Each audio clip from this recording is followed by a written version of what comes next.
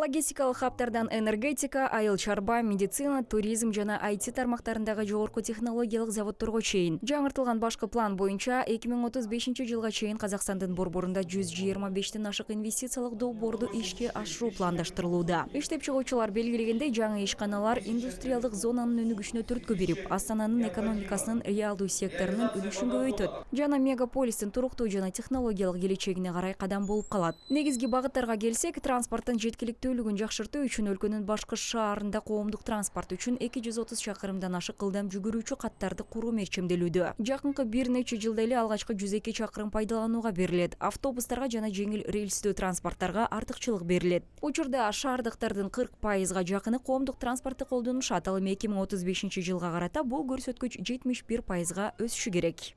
Заказ общественного транспорта направлен на то, чтобы общественный транспорт у нас шел без остановок. Бизде коомдук транспорттун алкагы транспорт тынымсыз жүрүп, ылдамдыгы, ыңгайлуулугу боюнча биз көнүп калган салттуу транспорт каражаттарынан, мисалы автоунаалар, таксилер жана башкалардан артыкчылыкка ээ болушуна багытталган. Жаңы башкы план боюнча коомдук транспорт менен жүргөн шаар тургундарынын ыңгайлуулугу биз үчүн артыкчылык. Мындан тышкары биз велосипед инфраструктурасы шаар үчүн абдан маанилүү экенин жакшы түшүнөбүз. Велосипед жолдорунун өзгөлтүксүз желилери башкы планга ылайык кайра каралат.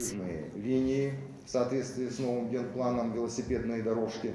Мындан тышкары шаарда 750 жаңы коро жана коомдук жайлар түзүлөт. Алардын арасында 1000 жылдык сызыктуу паркы жана Green Line жөө жүргүнчүлөр бульвары бар. Жашылдандыруу аянты дагы көбөйтүлөт.